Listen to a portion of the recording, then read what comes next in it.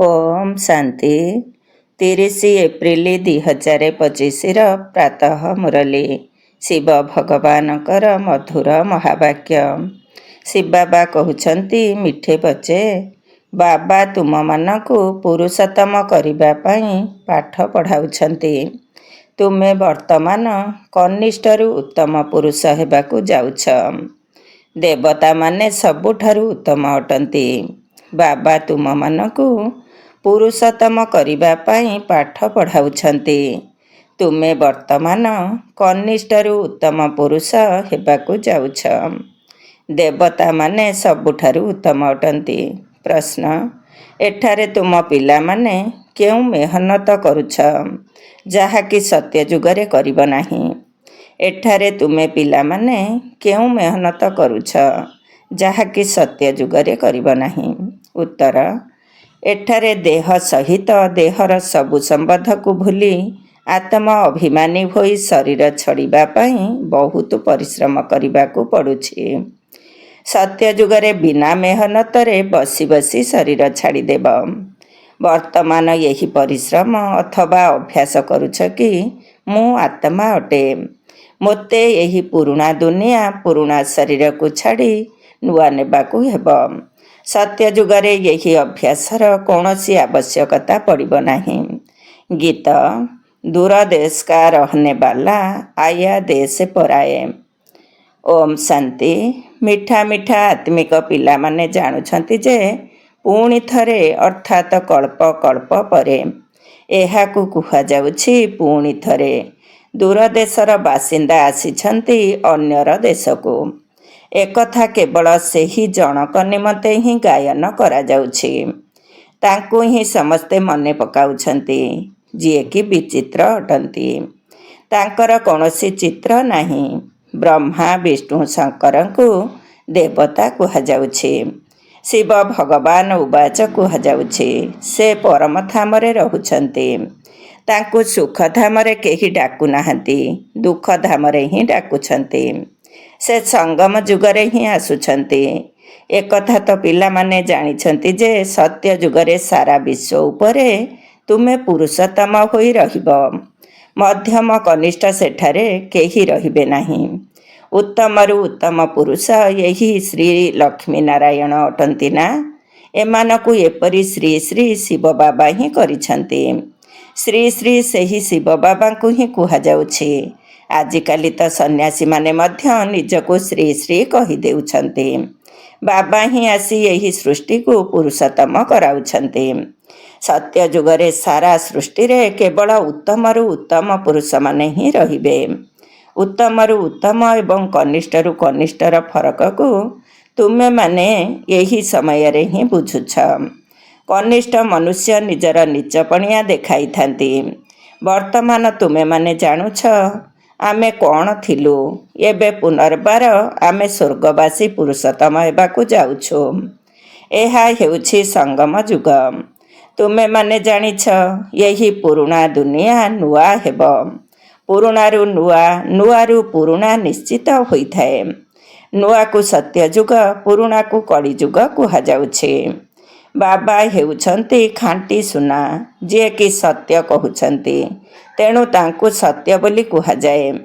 ସିଏ ସବୁ କିଛି ସତ୍ୟ ବତାଉଛନ୍ତି। ଏମାନେ ଯେଉଁ କଥା କହୁଛନ୍ତି ଯେ ଈଶ୍ୱର ସର୍ବବ୍ୟାପୀ ଅଟନ୍ତି, ଏହା ମିଥ୍ୟା ଅଟେ। ଏବେ ବାବା କହୁଛନ୍ତି ମିଥ୍ୟା କଥା ଶୁଣ ନାହିଁ, ଖରାପ କଥା ଶୁଣ ନାହିଁ, ଖରାପ କଥା ଦେଖ ନାହିଁ। ରାଜବିଦ୍ୟାର କଥା ଅଲଗା, ତାହା ଅଳ୍ପ କାଳର ସୁଖ ନିମନ୍ତେ ଉଦ୍ଦିଷ୍ଟ। ଅନ୍ୟ ଜନ୍ମ ନେଲେ ପୁଣି ନୂଆ ରୂପରେ ପଢ଼ିବାକୁ ପଡ଼ିବ। ତାହା ହେଉଛି ଅଳ୍ପ କାଳର ସୁଖ। ଏହା ହେଲା 21 ଜନ୍ମ, 21 ପିଢ଼ି ନିମନ୍ତେ। ବୃଦ୍ଧ ଅବସ୍ଥାକୁ ପିଢ଼ି ବୋଲି କୁହାଯାଇଥାଏ। ସେଠାରେ କେବେ ଅକାଳ ମୃତ୍ୟୁ ହେବ ନାହିଁ। ଏଠାରେ ତ ଦେଖ କିପରି ଅକାଳ ମୃତ୍ୟୁ ହୋଇ ଚାଲିଛି। ଜ୍ଞାନରୁ ମଧ୍ୟ ମରିଯାଉଛନ୍ତି, ଅର୍ଥାତ୍ ବାବାଙ୍କର ହାତ ଛାଡ଼ି ଚାଲି ଯାଉଛନ୍ତି। ତୁମେ ଏବେ କାଳ ଉପରେ ବିଜୟ ପ୍ରାପ୍ତ କରୁଛ। ଜାଣିଛ ତାହା ହେଲା ଅମର ଲୋକ, ଏହା ମୃତ୍ୟୁ ଲୋକ। ସେଠାରେ ଯେତେବେଳେ ବୁଢ଼ା ହୋଇଯିବେ ତାଙ୍କୁ ସାକ୍ଷାତକାର ହେବ ଯେ ମୁଁ ଏହି ଶରୀର ଛାଡ଼ି ଯାଇ ପିଲା ହୋଇ ଜନ୍ମ ନେବି। ବୃଦ୍ଧ ଅବସ୍ଥା ସମ୍ପୂର୍ଣ୍ଣ ହେଲେ ଶରୀର ଛାଡ଼ିଦେବେ। ନୂଆ ଶରୀର ମିଳିବ, ତାହା ତ ଭଲ କଥା ନା। ବସୁ ବସୁ ଖୁସିରେ ଶରୀର ଛାଡ଼ି ଦେଇଥାନ୍ତି। ଏଠାରେ ତ ସେହି ଅବସ୍ଥାରେ ରହି ଶରୀର ଛାଡ଼ିବା ପାଇଁ ପରିଶ୍ରମ କରିବାକୁ ପଡ଼ୁଛି। ଏଠାରେ ଯେଉଁ ସବୁ ପରିଶ୍ରମ କରିବାକୁ ପଡ଼ୁଛି ସେଠାରେ ପୁଣି ସାଧାରଣ ହୋଇଯିବ। ଏଠାରେ ଦେହ ସହିତ ଯାହା କିଛି ଅଛି ସବୁ କିଛି ଭୁଲିଯିବାକୁ ହେବ। ନିଜକୁ ଆତ୍ମା ଭାବିବାକୁ ହେବ। ଏହି ପୁରୁଣା ଦୁନିଆକୁ ଛାଡ଼ିବାକୁ ହେବ। ନୂଆ ଶରୀର ନେବାକୁ ପଡ଼ିବ। ଆତ୍ମା ସତପ୍ରଧାନ ଥିଲା, ତେଣୁ ସୁନ୍ଦର ଶରୀର ମିଳିଥିଲା। ପୁଣି କାମ ଚିତାରେ ବସିବା ଦ୍ୱାରା କଳା ତମ ପ୍ରଧାନ ହୋଇଗଲା। ତେଣୁ ଶରୀର ମଧ୍ୟ ଶ୍ୟାମଳ ମିଳିଲା। ସୁନ୍ଦରରୁ ଶ୍ୟାମଳ ହୋଇଗଲେ। କୃଷ୍ଣଙ୍କର ନାମ ତ କୃଷ୍ଣ ହିଁ ଅଟେ। ପୁଣି ତାଙ୍କୁ ଶ୍ୟାମ ସୁନ୍ଦର କାହିଁକି କହୁଛନ୍ତି? ଚିତ୍ରରେ ମଧ୍ୟ କୃଷ୍ଣଙ୍କ ଚିତ୍ରକୁ ଶ୍ୟାମଳ କରିଦେଉଛନ୍ତି, କିନ୍ତୁ ଅର୍ଥ କିଛି ବି ବୁଝୁନାହାନ୍ତି। ଏବେ ତୁମେ ଜାଣୁଛ, ସେଠାରେ ସତପ୍ରଧାନ ଥିଲେ ତେଣୁ ସୁନ୍ଦର ଥିଲେ। ଏବେ ତମ ପ୍ରଧାନ, ତେଣୁ ଶ୍ୟାମଳ ହୋଇଯାଇଛନ୍ତି। ସତପ୍ରଧାନକୁ ପୁରୁଷୋତ୍ତମ, ତମ ପ୍ରଧାନକୁ କନିଷ୍ଠ କୁହାଯିବ। ବାବା ତ ସଦା ପବିତ୍ର ଅଟନ୍ତି। ସେ ସୁନ୍ଦର କରାଇବା ପାଇଁ ହିଁ ଆସୁଛନ୍ତି। ସିଏ ମୁସାଫିରି ଅର୍ଥାତ୍ ଦୂରରୁ ଆସୁଥିବା ଯାତ୍ରୀ ଅଟନ୍ତି ନା। କଳ୍ପ କଳ୍ପ ଆସୁଛନ୍ତି, ନଚେତ ପୁରୁଣା ଦୁନିଆକୁ ନୂଆ କିଏ କରିବ? ଏହା ତ ପତିତ ବିକାରୀ ଦୁନିଆ ଅଟେ। ଏହି ସବୁ କଥାକୁ ଦୁନିଆରେ କେହି ଜାଣିନାହାନ୍ତି। ବର୍ତ୍ତମାନ ତୁମେ ଜାଣୁଛ, ବାବା ଆମକୁ ପୁରୁଷୋତ୍ତମ କରିବା ପାଇଁ ରାଜଯୋଗର ପାଠ ପଢ଼ାଉଛନ୍ତି। ପୁନର୍ବାର ଦେବତା ହେବା ପାଇଁ ଆମେ ବ୍ରାହ୍ମଣ ହୋଇଛୁ। ତୁମେ ସଙ୍ଗମଯୋଗୀ ବ୍ରାହ୍ମଣ ଅଟ। ଦୁନିଆ ଏକଥା ଜାଣିନାହିଁ ଯେ ବର୍ତ୍ତମାନ ସଙ୍ଗମ ଯୁଗ ଚାଲିଛି। ଶାସ୍ତ୍ରରେ କଳ୍ପର ଆୟୁଷ ଲକ୍ଷ ଲକ୍ଷ ବର୍ଷ ଲେଖିଦେଇଛନ୍ତି। ତେଣୁ ଭାବୁଛନ୍ତି କଳିଯୁଗ ତ ଏବେ ପିଲା ଅଟେ, ଅର୍ଥାତ୍ ଏବେ ଆରମ୍ଭ ମାତ୍ର। ଏବେ ତୁମେ ଅନ୍ତରର ସହିତ ଅନୁଭବ କରୁଛ ଯେ ଆମେ ଉତ୍ତମରୁ ଉତ୍ତମ, କଳିଯୁଗୀ ପତିତରୁ ସତ୍ୟଯୁଗୀ ପବିତ୍ର, ମନୁଷ୍ୟରୁ ଦେବତା ହେବା ପାଇଁ ଏଠାକୁ ଆସୁଛୁ। ଗ୍ରନ୍ଥରେ ମଧ୍ୟ ମହିମା ଅଛି। ମଇଳା ବସ୍ତ୍ର ପତିତ ଆତ୍ମାକୁ ସଫା କରୁଛନ୍ତି। କିନ୍ତୁ ଯେଉଁମାନେ ଗ୍ରନ୍ଥ ବା ଶିଖ ଧର୍ମର ଧର୍ମଶାସ୍ତ୍ର ପଢ଼ୁଛନ୍ତି, ସେମାନେ ମଧ୍ୟ ଅର୍ଥ ବୁଝିନାହାନ୍ତି। ବର୍ତ୍ତମାନ ସମୟରେ ତ ବାବା ଆସି ସାରା ଦୁନିଆର ମନୁଷ୍ୟ ମାତ୍ରକୁ ପବିତ୍ର କରୁଛନ୍ତି। ତୁମେ ସେହି ବାବାଙ୍କ ସମ୍ମୁଖରେ ବସିଛ। ବାବା ହିଁ ପିଲାମାନଙ୍କୁ ବୁଝାଉଛନ୍ତି। ଏହି ରଚୟିତା ଏବଂ ରଚନାର ଜ୍ଞାନ ଆଉ କେହି ଜାଣି ହିଁ ନାହାନ୍ତି। ବାବା ହିଁ ଜ୍ଞାନର ସାଗର ଅଟନ୍ତି। ସେ ସତ୍ୟ, ଚୈତନ୍ୟ, ଅମର ଅଟନ୍ତି। ପୁନର୍ଜନ୍ମ ରହିତ ଅଟନ୍ତି। ସେ ଶାନ୍ତି, ସୁଖ, ପବିତ୍ରତାର ସାଗର ଅଟନ୍ତି। ତାଙ୍କୁ ହିଁ ଡାକୁଛନ୍ତି ଯେ ଏଠାକୁ ଆସି ଏହି ବର୍ଷା ଅର୍ଥାତ୍ ସମ୍ପତ୍ତି ଦିଅ। ତୁମକୁ ଏବେ ବାବା 21 ଜନ୍ମ ପାଇଁ ବର୍ଷା ଦେଉଛନ୍ତି। ଏହା ଅବିନାଶୀ ପାଠପଢ଼ା ଅଟେ। ଶିକ୍ଷାଦାତା ମଧ୍ୟ ଅବିନାଶୀ ବାବା ଅଟନ୍ତି। ଅଧା କଳ୍ପ ପାଇଁ ତୁମେ ରାଜ୍ୟ ପାଉଛ, ପୁଣି ରାବଣ ରାଜ୍ୟ ହୋଇଯାଉଛି। ଅଧା କଳ୍ପ ରାମ ରାଜ୍ୟ, ଅଧା କଳ୍ପ ରାବଣ ରାଜ୍ୟ ଚାଲୁଛି। ପ୍ରାଣଠାରୁ ମଧ୍ୟ ପ୍ରିୟ ଏକମାତ୍ର ବାବା ହିଁ ଅଟନ୍ତି। କାହିଁକି ନା ସେ ହିଁ ତୁମ ପିଲାମାନଙ୍କୁ ସବୁ ଦୁଃଖରୁ ମୁକ୍ତ କରି ଅସରନ୍ତି ସୁଖକୁ ନେଇଯାଉଛନ୍ତି। ତୁମେ ନିଶ୍ଚୟର ସହିତ କହୁଛ ଯେ ସେ ଆମର ପ୍ରାଣଠାରୁ ପ୍ରିୟ ପାରଲୌକିକ ପିତା ଅଟନ୍ତି। ଆତ୍ମାକୁ ପ୍ରାଣ ବୋଲି କୁହାଯାଏ। ସବୁ ମନୁଷ୍ୟ ମାତ୍ରକେ ତାଙ୍କୁ ମନେ ପକାଉଛନ୍ତି। କାହିଁକି ନା ଅଧାକଳ୍ପ ପାଇଁ ଦୁଃଖରୁ ମୁକ୍ତ କରି ଶାନ୍ତି ଏବଂ ସୁଖ ସିଏ ହିଁ ଦେଉଛନ୍ତି। ତେଣୁ ପ୍ରାଣଠାରୁ ପ୍ରିୟ ହେଲେ ନା। ତୁମେ ଜାଣିଛ, ସତ୍ୟ ଯୁଗରେ ଆମେ ସଦା ସୁଖୀ ରହିବୁ। ବାକି ସମସ୍ତେ ଶାନ୍ତିଧାମକୁ ଚାଲିଯିବେ। ପୁଣି ରାବଣ ରାଜ୍ୟରୁ ଦୁଃଖ ଆରମ୍ଭ ହେଉଛି। ଏହା ଦୁଃଖ ଏବଂ ସୁଖର ଖେଳ ଅଟେ। କିନ୍ତୁ ମନୁଷ୍ୟମାନେ ଭାବୁଛନ୍ତି ଯେ ଏହିଠାରେ ହିଁ ସଙ୍ଗେ ସଙ୍ଗେ ସୁଖ, ପୁଣି ସଙ୍ଗେ ସଙ୍ଗେ ଦୁଃଖ ମିଳୁଛି। କିନ୍ତୁ ନା, ତୁମେ ଜାଣିଛ ସ୍ୱର୍ଗ ଅଲଗା, ନର୍କ ଅଲଗା। ସ୍ୱର୍ଗର ସ୍ଥାପନା ପିତା ଅର୍ଥାତ୍ ରାମ କରୁଛନ୍ତି। ନର୍କର ସ୍ଥାପନା ରାବଣ କରୁଛି, ଯାହାକୁ ବର୍ଷ ବର୍ଷ ଧରି ଜଳାଇ ଆସୁଛନ୍ତି। କିନ୍ତୁ କାହିଁକି ଜଳାଉଛନ୍ତି? ତାହା କେଉଁ ପ୍ରକାରର ଜିନିଷ କିଛି ହେଲେ ଜାଣିନାହାନ୍ତି। କେତେ ଖର୍ଚ୍ଚ କରୁଛନ୍ତି, କେତେ କାହାଣୀ ବସି ଶୁଣାଉଛନ୍ତି। ରାମଙ୍କର ସୀତା ଭଗବତୀଙ୍କୁ ରାବଣ ନେଇଗଲା। ମନୁଷ୍ୟମାନେ ମଧ୍ୟ ଭାବୁଛନ୍ତି ଏହିପରି ହୋଇଥିବ। ବର୍ତ୍ତମାନ ତୁମେ ସମସ୍ତଙ୍କର କର୍ତ୍ତବ୍ୟକୁ ଜାଣିଛ। ତୁମ ବୁଦ୍ଧିରେ ଏହି ଜ୍ଞାନ ରହିଛି। ସାରା ବିଶ୍ୱର ଇତିହାସ ଭୂଗୋଳକୁ କୌଣସି ମନୁଷ୍ୟ ମାତ୍ର ଜାଣିନଥିବେ। ଏକଥା କେବଳ ବାବା ହିଁ ଜାଣିଛନ୍ତି। ତାଙ୍କୁ ବିଶ୍ୱର ରଚୟିତା ମଧ୍ୟ କୁହାଯିବ ନାହିଁ। ବିଶ୍ୱ ତ ରହିଛି, ବାବା କେବଳ ଆସି ଜ୍ଞାନ ଦେଉଛନ୍ତି ଯେ ଏହି ସୃଷ୍ଟିଚକ୍ର କିପରି ଘୁରୁଛି। ଭାରତରେ ଏହି ଲକ୍ଷ୍ମୀ ନାରାୟଣଙ୍କର ରାଜ୍ୟ ଥିଲା, ପୁଣି କ'ଣ ହେଲା? ଦେବତାମାନେ କ'ଣ କାହା ସହିତ ଲଢ଼େଇ କରିଥିଲେ କି? ସେପରି କିଛି ନୁହେଁ। ଅଧା କଳ୍ପ ପରେ ରାବଣ ରାଜ୍ୟ ଆରମ୍ଭ ହେଉଛି। ପୁଣି ଦେବତାମାନେ ବାମ ମାର୍ଗକୁ ବା ବିକାରୀ ମାର୍ଗକୁ ଚାଲି ଯାଉଛନ୍ତି। ବାକି ଏପରି ନୁହେଁ ଯେ ଯୁଦ୍ଧରେ କେହି ହରାଇ ଦେଇଛି। ଏଠାରେ ସୈନ୍ୟବାହିନୀ ଆଦିର କୌଣସି କଥା ନାହିଁ। ନା ଲଢ଼େଇ ଦ୍ୱାରା ରାଜ୍ୟ ନେଉଛନ୍ତି, ନା ହରାଉଛନ୍ତି। ଏଠାରେ ତ ତୁମେ ଯୋଗ ଦ୍ୱାରା ପବିତ୍ର ହୋଇ ପବିତ୍ର ରାଜ୍ୟ ସ୍ଥାପନ କରୁଛ। ବାକି ହାତରେ କୌଣସି ହିଂସକ ଜିନିଷ ଅର୍ଥାତ୍ ଅସ୍ତ୍ରଶସ୍ତ୍ର ଆଦି ନାହିଁ। ଏହା ହେଲା ଡବଲ ଅହିଂସା। ପ୍ରଥମତଃ ପବିତ୍ରତାର ଅହିଂସା, ଦ୍ୱିତୀୟରେ ତୁମେ କାହାକୁ ଦୁଃଖ ଦେଉନାହଁ। ସବୁଠାରୁ ବଡ଼ ହିଂସା ହେଉଛି କାମ ବିକାର, ଯାହାକି ଆଦି ମଧ୍ୟ ଅନ୍ତ ଦୁଃଖ ଦେଉଛି। ରାବଣର ରାଜ୍ୟରେ ହିଁ ଦୁଃଖ ଆରମ୍ଭ ହେଉଛି। ରୋଗ ଆଦି ଆରମ୍ଭ ହୋଇଯାଉଛି। ଏଠାରେ କେତେ ଢେର ରୋଗ ବିମାରୀ ଅଛି। ଅନେକ ପ୍ରକାରର ଔଷଧ ବାହାରି ଚାଲିଛି। ସମସ୍ତେ ରୋଗୀ ହୋଇଯାଇଛନ୍ତି ନା? ତୁମେ ଏହି ଯୋଗ ବଳ ଦ୍ୱାରା 21 ଜନ୍ମ ପାଇଁ ନିରୋଗୀ ହୋଇଯାଉଛ। ସେଠାରେ ଦୁଃଖ ଅଥବା ବେମାରୀର ଚିହ୍ନବର୍ଣ୍ଣ ନଥାଏ। ସେଥିପାଇଁ ତୁମେ ପାଠ ପଢ଼ୁଛ। ପିଲାମାନେ ଜାଣିଛନ୍ତି ଭଗବାନ ଆମକୁ ପାଠ ପଢ଼ାଇ ଭଗବାନ ଭଗବତୀ କରୁଛନ୍ତି। ଏହି ପାଠପଢ଼ା ମଧ୍ୟ କେତେ ସହଜ। ଅଧଘଣ୍ଟା 45 ମିନିଟରେ ସାରା ଚକ୍ରର ଜ୍ଞାନ ବୁଝାଇ ଦେଉଛନ୍ତି। 84 ଜନ୍ମ ମଧ୍ୟ କିଏ କିଏ ନେବେ ଏକଥା ତୁମେ ଜାଣିଛ। ଭଗବାନ ଆମକୁ ପାଠ ପଢ଼ାଉଛନ୍ତି। ସେ ହେଉଛନ୍ତି ନିରାକାର। ତାଙ୍କର ପ୍ରକୃତ ନାମ ହେଲା ଶିବ। ସିଏ କଲ୍ୟାଣକାରୀ ଅଟନ୍ତି ନା? ସମସ୍ତଙ୍କର କଲ୍ୟାଣକାରୀ, ସଦ୍ଗତି ଦାତା ଉଚ୍ଚରୁ ଉଚ୍ଚ ବାବା ହିଁ ଅଟନ୍ତି। ମନୁଷ୍ୟମାନଙ୍କୁ ମଧ୍ୟ ଉଚ୍ଚରୁ ଉଚ୍ଚ କରୁଛନ୍ତି। ବାବା ପାଠ ପଢ଼ାଇ ହୋସିଆର ଅର୍ଥାତ୍ ପ୍ରବୀଣ କରାଇ ଏବେ କହୁଛନ୍ତି ଯାଇ ଅନ୍ୟମାନଙ୍କୁ ପଢ଼ାଅ। ଏହି ବ୍ରହ୍ମା କୁମାର କୁମାରୀଙ୍କୁ ଶିବ ବାବା ପାଠ ପଢ଼ାଉଛନ୍ତି। ବ୍ରହ୍ମାଙ୍କ ଦ୍ୱାରା ତୁମକୁ ପୋଷ୍ୟ କରିଛନ୍ତି। ପ୍ରଜାପିତା ବ୍ରହ୍ମା କେଉଁଠାରୁ ଆସିଲେ? ଏହି କଥାରେ ହିଁ ଦ୍ୱନ୍ଦ୍ୱରେ ପଡ଼ୁଛନ୍ତି। ଏହାକୁ ପୋଷ୍ୟ କରିଛନ୍ତି। କହୁଛନ୍ତି ବହୁତ ଜନ୍ମର ଅନ୍ତିମ ସମୟରେ। ତେବେ ବହୁତ ଜନ୍ମ କିଏ ନେଉଛନ୍ତି? ଏହି ଲକ୍ଷ୍ମୀ ନାରାୟଣ ହିଁ ପୁରା 84 ଜନ୍ମ ନେଉଛନ୍ତି। ସେଥିପାଇଁ କୃଷ୍ଣଙ୍କ ପାଇଁ ଶ୍ୟାମ ସୁନ୍ଦର କହିଦେଉଛନ୍ତି। ଆମେ ହିଁ ସୁନ୍ଦର ଥିଲୁ, ପୁଣି 2 କଳା କମ ହୋଇଗଲା। କଳା କମ ହୋଇ ହୋଇ ଏବେ କଳାହୀନ ହୋଇଯାଇଛୁ।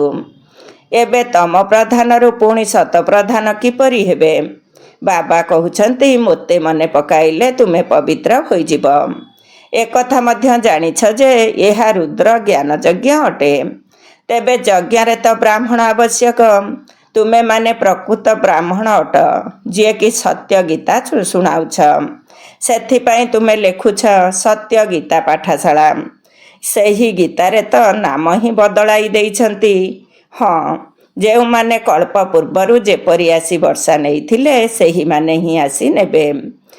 ତେବେ ତୁମେ ନିଜ ମନକୁ ପଚାର, ମୁଁ ସମ୍ପୂର୍ଣ୍ଣ ବର୍ଷା ନେଇପାରିବି?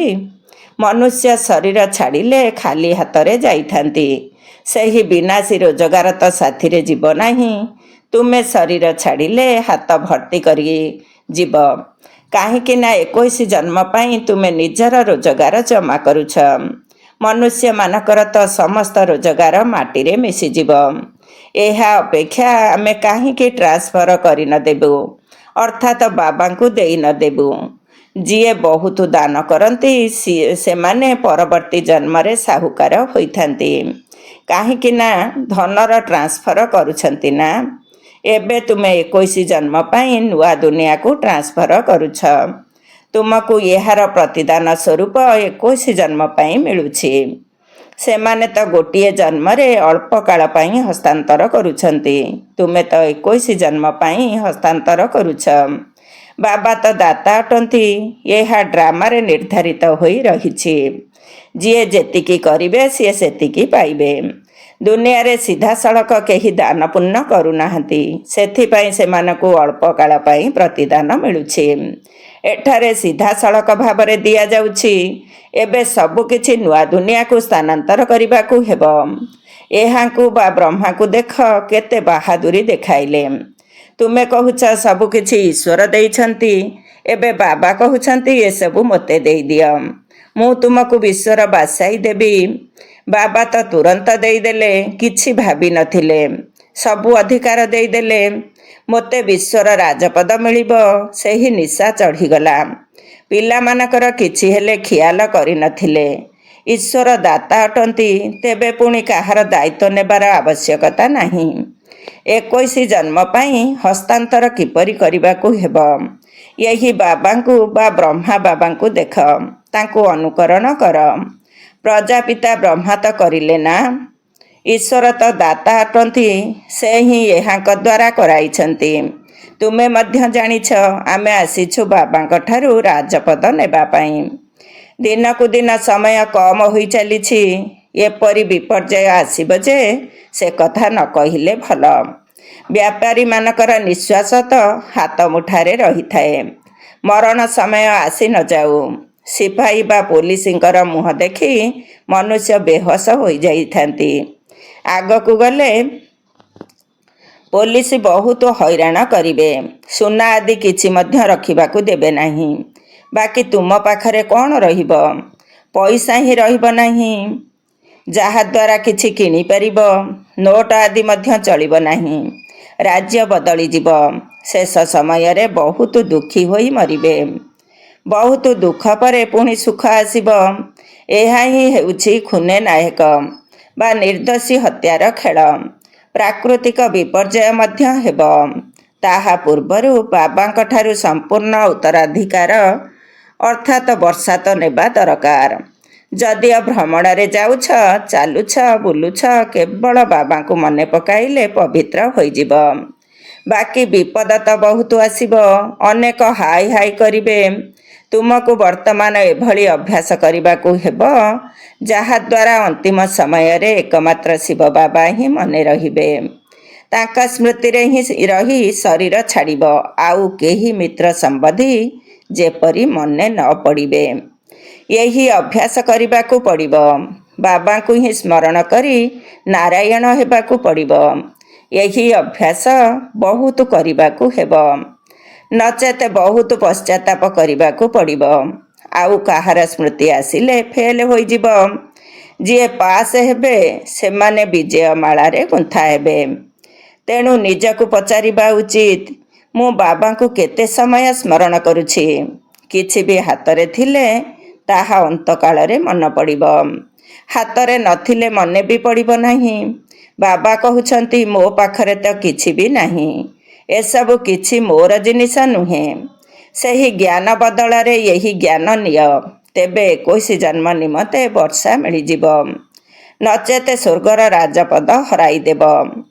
ତୁମେ ଏଠାକୁ ଆସୁଛ ବାବାଙ୍କ ଠାରୁ ବର୍ଷା ନେବା ପାଇଁ, ତେଣୁ ପବିତ୍ର ତ ନିଶ୍ଚୟ ହେବାକୁ ପଡ଼ିବ, ନଚେତ୍ ଦଣ୍ଡ ଭୋଗ କରି ହିସାବ କିତାବ ଚୁକ୍ତ କରି ଯିବାକୁ ହେବ। ପଦ ମଧ୍ୟ କିଛି ମିଳିବ ନାହିଁ। ଶ୍ରୀମତରେ ଚାଲିଲେ କୃଷ୍ଣକୁ ନିଜ କୋଳରେ ଖେଳାଇ ପାରିବ। କଥାରେ କହିଥାନ୍ତି ନା, କୃଷ୍ଣଙ୍କ ପରି ସ୍ୱାମୀ ଅଥବା ସନ୍ତାନ ମିଳୁ। କେହି ତ ଭଲ ଭାବରେ ବୁଝିଥାନ୍ତି, କେହି ପୁଣି ଓଲଟା ସିଧା କଥା କହିଥାନ୍ତି। ଆଚ୍ଛା, ମିଠା ମିଠା ଶିଖିଲଧେ ସନ୍ତାନମାନଙ୍କ ପ୍ରତି ମାତା ପିତା ବାପ୍ ଦାଦାଙ୍କର ମଧୁର ସ୍ନେହ ସମ୍ପନ୍ନ ଶୁଭେଚ୍ଛା ଏବଂ ସୁପ୍ରଭାତ। ଆତ୍ମିକ ପିତାଙ୍କର ଆତ୍ମିକ ସନ୍ତାନମାନଙ୍କୁ ନମସ୍ତେ। ଆମ ଆତ୍ମିକ ସନ୍ତାନମାନଙ୍କର ଆତ୍ମିକ ମାତା ପିତା ବାପ୍ ଦାଦାଙ୍କୁ ନମସ୍ତେ, ନମସ୍ତେ ଏବଂ ସୁପ୍ରଭାତ। ଧାରଣା ପାଇଁ ମୁଖ୍ୟ ସାର। 1 ନମ୍ବର, ବ୍ରହ୍ମା ବାବା ଯେପରି ନିଜର ସବୁକିଛି ହସ୍ତାନ୍ତର କରି ପୂର୍ଣ୍ଣ ଅଧିକାର ବାବାଙ୍କୁ ଦେଇଦେଲେ, କିଛି ଚିନ୍ତା କଲେ ନାହିଁ, ସେହିପରି ବ୍ରହ୍ମା ବାବାଙ୍କୁ ଅନୁକରଣ କରି 21 ଜନ୍ମ ପାଇଁ ପ୍ରାରବ୍ଧ ଜମା କରିବାକୁ ହେବ। 2 ନମ୍ବର, ଅଭ୍ୟାସ କରିବାକୁ ହେବ ଯେ ଅନ୍ତକାଳରେ ଏକମାତ୍ର ବାବାଙ୍କ ବିନା ଅନ୍ୟ କୌଣସି ଜିନିଷ ଯେପରି ମନେ ନ ପଡ଼ିବ। ମୋର କିଛି ନୁହେଁ, ସବୁକିଛି ବାବାଙ୍କର। ଅଲଫ ଏବଂ ବେ ବା ବାବା ଏବଂ ସମ୍ପତ୍ତି, ଏହି ସ୍ମୃତି ଦ୍ୱାରା ଅନ୍ତିମ ପରୀକ୍ଷାରେ ଉତ୍ତୀର୍ଣ୍ଣ ହୋଇ ବିଜୟମାଳାରେ ଆସିବାକୁ ହେବ। ଆଜିର ବରଦାନ। ନିଜର ମାନସିକ ସ୍ଥିତି ଉପରେ ସମ୍ପୂର୍ଣ୍ଣ ଧ୍ୟାନ ଦେଉଥିବା ଚଢ଼ିବାର କଳାର ଅନୁଭବୀ ବିଶ୍ୱ ପରିବର୍ତ୍ତକ ଭବ। ନିଜର ମାନସିକ ସ୍ଥିତି ଉପରେ ସମ୍ପୂର୍ଣ୍ଣ ଧ୍ୟାନ ଦେଉଥିବା ଚଢ଼ିବାର କଳାର ଅନୁଭବୀ ବିଶ୍ୱ ପରିବର୍ତ୍ତକ ଭବ। ଡିଟେଲ୍ସ। ଏବେ ଶେଷ ସମୟରେ ମାନସିକ ଶକ୍ତି ଦ୍ୱାରା ହିଁ ବିଶ୍ୱ ପରିବର୍ତ୍ତନର ନିମିତ୍ତ ହେବାକୁ ପଡ଼ିବ। ସେଥିପାଇଁ ଏବେ ଯଦି ମନ ଦ୍ୱାରା ଗୋଟିଏ ସଂକଳ୍ପ ମଧ୍ୟ ବ୍ୟର୍ଥ ହୋଇଗଲା, ତେବେ ବହୁତ କିଛି ହରାଇଦେଲ। ତେଣୁ ଗୋଟିଏ ସଂକଳ୍ପକୁ ମଧ୍ୟ ସାଧାରଣ ମନେକର ନାହିଁ। ବର୍ତ୍ତମାନ ସମୟରେ ସଂକଳ୍ପର ହଲଚଲକୁ ମଧ୍ୟ ବଡ଼ ହଲଚଲରେ ଗଣନା କରାଯାଉଛି। କାହିଁକି ନା ଏବେ ସମୟ ବଦଳିଗଲାଣି, ପୁରୁଷାର୍ଥର ଗତି ମଧ୍ୟ ବଦଳିଗଲାଣି। ତେଣୁ ସଂକଳ୍ପରେ ହିଁ ଫୁଲଷ୍ଟପ୍ ଲାଗିବା ଦରକାର।